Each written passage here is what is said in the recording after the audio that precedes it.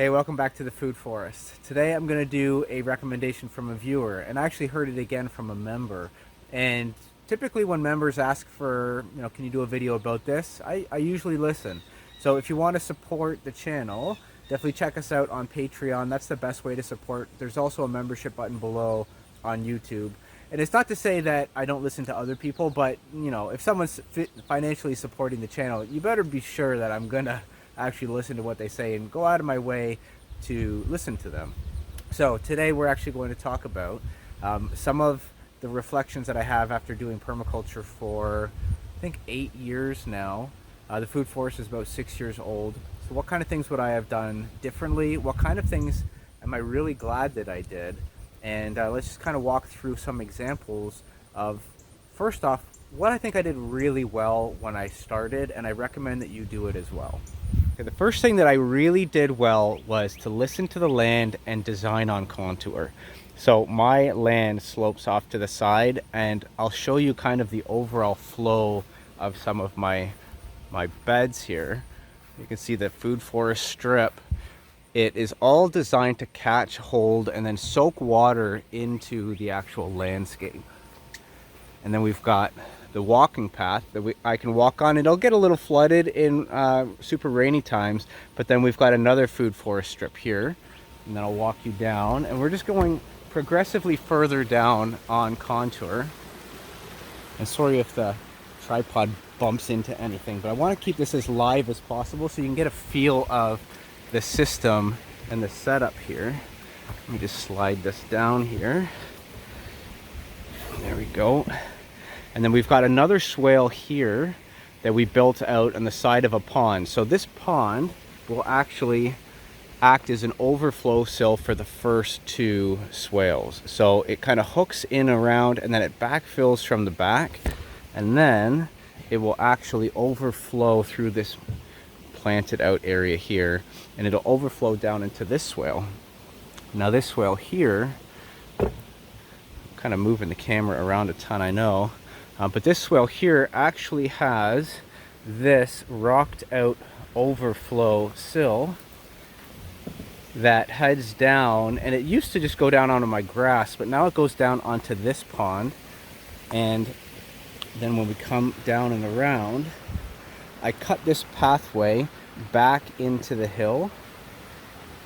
So I cut this back into the hill so it leans in a bit, so the water will actually flow and carry just gently on contour along here. And I was just doing some mulch refreshing on the paths and the beds down here. So that's what that box is, and it hits this swale. This was kind of all just graded out downhill. I'm really afraid of erosion, so I put in some steppers. I've did a lot of work on angling each of these steps back into the hill and then downhill slightly into a swale. So now then I'll connect this into this swale here and build this out over time. And that way you can kind of come down here, you can keep going down to the bottom, you can go down the swale if you want to go through the cedar forest. So I dug in a ton of swales into my Food Forest property, and we'll actually walk up this one here, and I'll show you where this goes. And even though I don't necessarily plant out this that much, I use the sumac here for bird food and for coppicing, but mostly my goal here was to actually just store, stop, and hold water. And we'll show you up here. We'll come up this swale. And I dug out all along here another swale. So one of the things that I did really well was that I worked with the land, design and shape, and created my Food Forest systems with water in mind as the #1 consideration. And my reward for that is just a tremendously resilient system. All of these plants, I don't do anything with them, and they just grow so fantastic because we've designed on contour. Even here, this little guild, this was designed in a wet accumulation zone just after this one swale, before it goes into my lower area. So I planted in some plants that can tolerate a little bit of wetness, like the blackberries, this linden, and look at how much this thing has grown. This is a linden tree that's, the leaves are edible, which is why I planted it, but it's mostly for the birds because the birds love it. And it's a pollinator attractor, so it's right at the entry point to all my food forest systems. So we're just coming up the back side of this swale now. And it's really hard to show these swales because I'm actually down in the swale. This is the swale here. And when these things fill in the rains, they actually, you can't even see the water anymore when those fill because it just gets soaked up in the vegetation so quickly and then filters down and fills up the water tables. So tremendous fertility. The thing that I did the most, the most is probably designing on contour and using the land's contour to really put water as the primary consideration for all of my food forest. Okay, so that's something that I did really well. Now let's look at something that I wish I would have done a little different.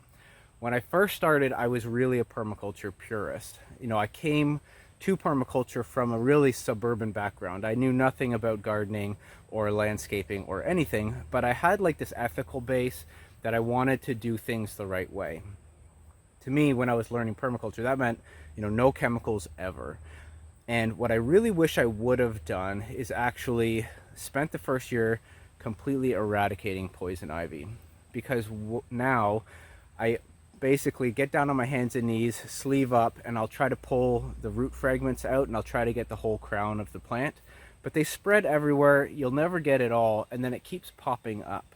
And because I've planted stuff all around and in it, now it's popping up inside tree roots and everything, and I can't get it all out.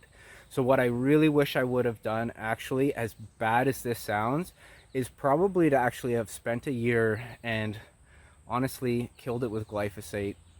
I hate glyphosate. You know, I don't know. That might be a toss-up because I hate glyphosate so much. But I really wish I would have maybe even just spent a year smother and tarping out the poison ivy so that I could get a completely fresh start and I would never have it again. So let me go show you what I mean by that and how it can be a bit annoying. So here is a grapes, an autumn olive. We've got Jerusalem artichokes in here. I have to be careful because we've got poison ivy creeping out into my actual wood chips. So this is where I dump my wood chips. Get my shadow out of the way there. And you can see that I've got poison ivy coming in and spreading through rhizomes right into my wood chip because it's like in there somehow surviving, and then pushes out root fragments into this wood chip pile. And then now, when I'm taking my wood chips, I have to be really careful about the poison ivy. I'm gonna, like you can see, I typically dig from here, but then I saw that, and now I've been starting to take my wood chips from up here because I don't want any root fragments to get propagated. I don't want to propagate poison ivy. But we've got this beautiful sea buckthorn and grape guild, which is super productive and fantastic. But at the same time, we've got poison ivy in there. And because I didn't reset it completely, I actually have to now be really careful about, I'm just trying to get this bee here, be really careful about, you know, how I actually work and walk in and around my lands. I wish I was a little better when I first started about really eradicating the terrible plants that I didn't want. You know, like when I say that Queen Anne's lace is a fantastic pollinator plant, right? Like, do you guys see this? Sorry, not you guys. To you wonderful, loving permaculture folks. See how fantastic this plant is. And this is why, you know, a lot of people will say, why do you leave up this awful, ugly weed? Well, because it's just such a fantastic pollinator plant. How could I take this down? Okay, next thing that I did really well when I started permaculture is I focused on the wood chips. I focused on bringing in tons of organic matter and mulch. In the first year, they were clearing out this highway path for a path for a highway extension near my work. And at the time, I had this beater old van. It was probably about a 11-year-old van, but we beat the heck out of that van. And I actually pulled the seats out of the van, put tarps down, and I filled that box van floor to ceiling with wood chips. And I did that every single day after work. I would bring home a load of wood chips, and it was painful to scoop it all into the van and then scoop it all out of the van. My wife was like, she was so mad at me because we'd have bugs in the van and everything like that from all the wood chips that were in there. She was furious at me. So that's why I have a truck. For anyone wondering why like a permaculture guy has a truck, I really do need one because I get so much manure and wood chips, especially in the early years. You know, I really needed that truck, and we got the trailer, and it's been fantastic because it's allowed me to get so much organic matter. The thing that I did really well at the beginning of my permaculture journey was focus on importing in waste streams of organic matter. Doesn't matter if it's wood chips. There is a project where they actually brought in waste streams of just nothing but orange peels into an area, and they regrew an orange forest out of it. So if it was once alive, it can be alive again through the recycling of nutrients in your soil. So focus on bringing in organic matter as much as you can. That was one of the things that I did the best.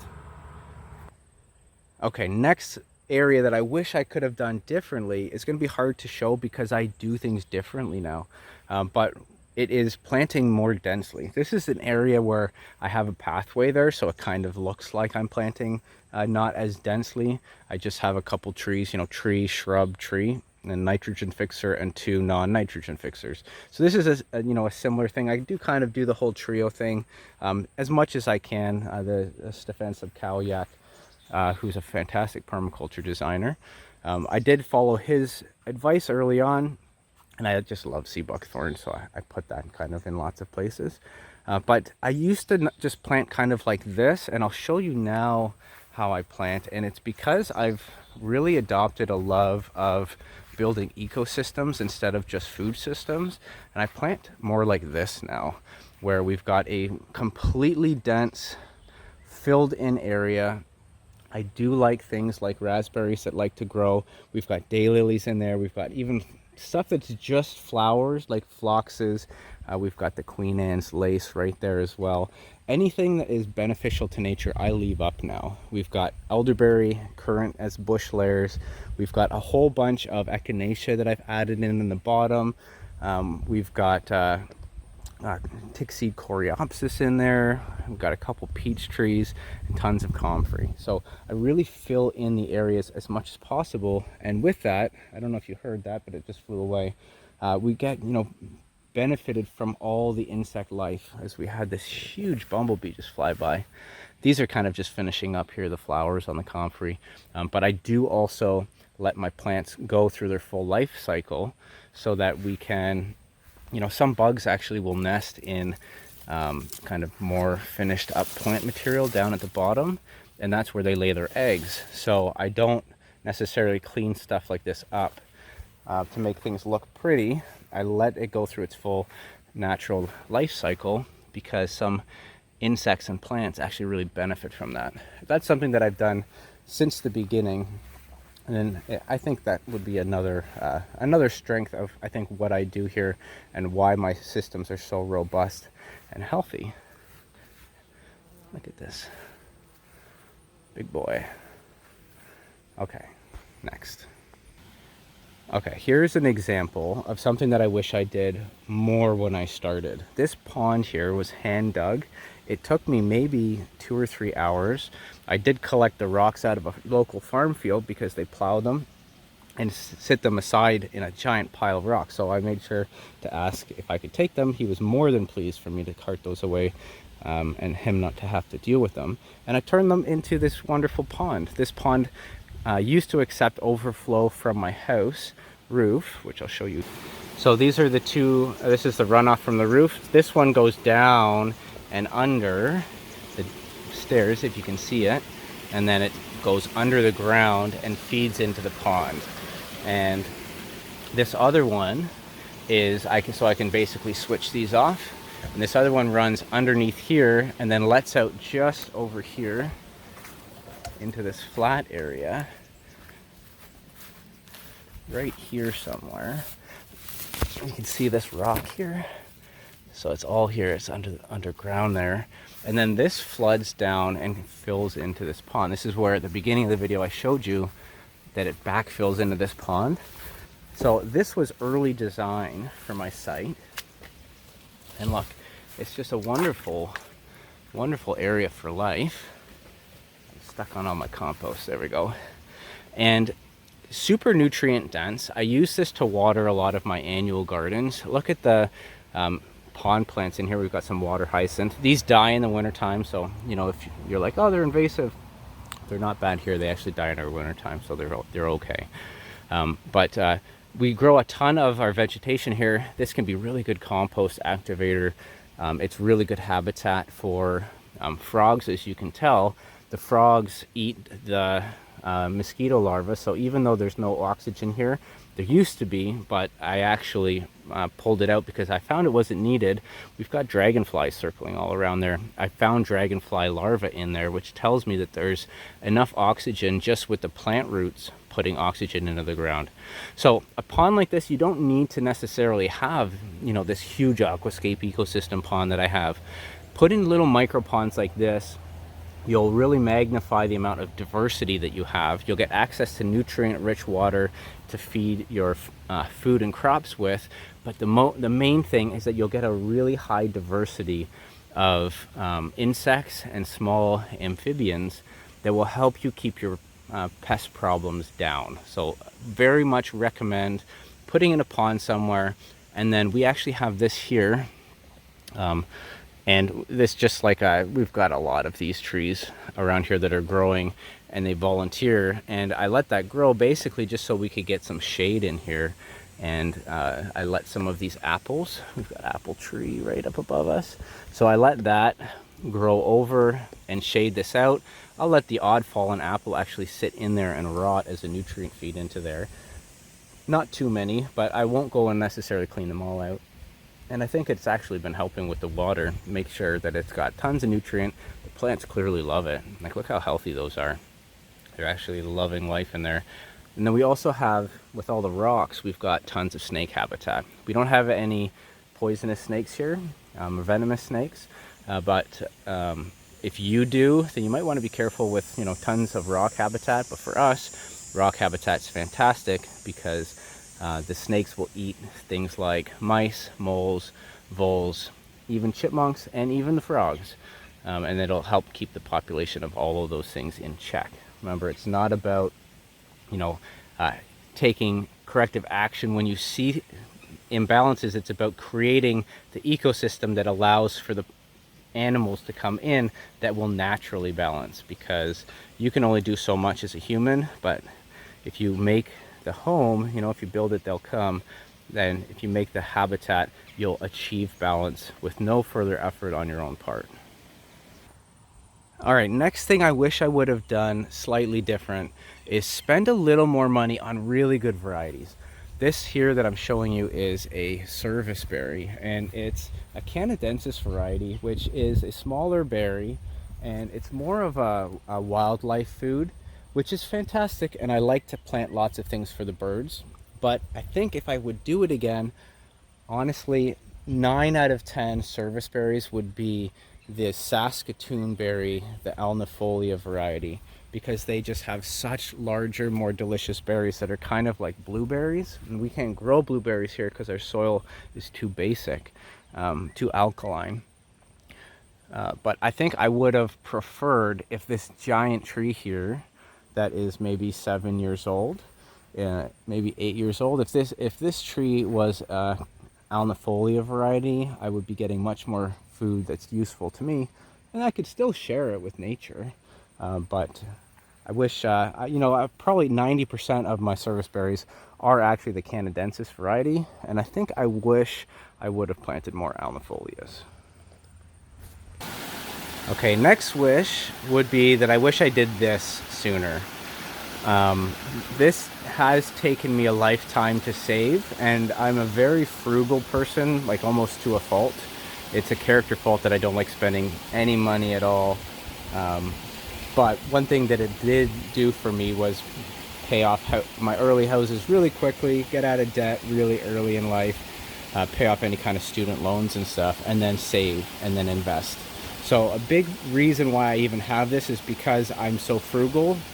At the same time, I really do wish I would have started and purchased her water feature, even if it wasn't quite this large, sooner, because I could have been enjoying this for maybe even a decade more. It really took me a long time to pull the gun, pull the trigger on this one, and I'm so glad I did. It's probably my favorite thing that I've ever done in my entire life, not just because of beauty, but because of what it's done for my ecosystem. As I don't know, can you see the dragonflies hovering and heading around? It's just so fun to watch how alive my land has gotten since I put in a large water feature. Okay, I have to head into the backyard for the next couple things, and here's one of them: raised beds. I wish I would have done this sooner. And even if not raised beds, I wish I would have done dedicated annual garden beds much sooner, because they just, what I used to do is I used to squeeze all of this stuff in and around my fruit tree guilds. So I would make a guild, and then I would have tomatoes growing up them. I would plant my lettuces and kales in as the ground cover, and rabbits got at them. The soil became really fungally dominated with the wood chips, and things like tomatoes didn't grow as well. Sorry, I keep kicking the camera. And I wish I would have done raised beds, dedicated raised beds a little bit sooner, because I really could have started pumping up the annual production, much quicker had I done that. These beds have been tremendously productive. I just keep pulling out of them constantly. We've got even kale. Like this kale, it's gone through one of the hottest seasons. I don't understand how this thing has lasted so long. It's just been so incredible. And even like the lamb's quarters, I leave this in and I eat this. And it's so good. And these sugar snap peas, I probably harvest these every single day and pull in a couple pounds. The production that I get out of these beds, especially working on climbers on the edges, creepers on the outside, allowing melons and cucumbers to creep over the edge, you can really expand out how much food you're pulling in a system when you design like this. And yeah, it's crowded. I always crowd my stuff, but we've been pulling in so many peppers. It's just been a bounty of food, with food prices going up, and I'm just eating out of my garden all summer long, saving me thousands and thousands of dollars on creating these dedicated annual beds. I wish I would have done this sooner. My next wish, yeah, this one might be actually one of the top, and maybe I saved it for the end. I wish I would have started with livestock sooner, specifically chickens. I've heard it in so many permaculture videos about how fantastic the chickens are, being a compost machine, an egg source, a way to get protein and fat, and people will run meat birds as well, but running the chickens specifically under an arbor of shade, it has been so hot, and this has been such a blessing for these girls. They're just loving life. I let them out every single day, and they enjoy kicking and scratching, fertilizing the grapes and the kiwi, and you can really tell we've just got such incredible production in here. I don't know if you can see. We do have lots of Japanese beetles, which also happen to be great food for them. But we've got just so much bounty of food coming from having chickens here. And it's just so nice when my kids waste food and I'm not losing my mind at them for wasting so much food, and I know that I can at least turn that wasted food into eggs. So it's just been fantastic. I wish I would have started chickens earlier.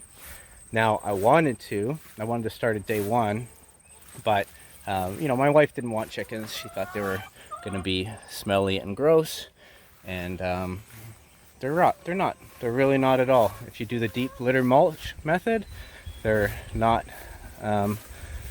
not gross, they're not messy. They're actually just fantastic. They're wonderful creatures. They're so loving. Look at them all come run over. They love the raspberries. I'm actually heading out, so I can't let them out right now, but I normally would. And they're just so wonderful. They come out as soon as they hear me, and I go, "Hey girls!" They all come running out from underneath, excited.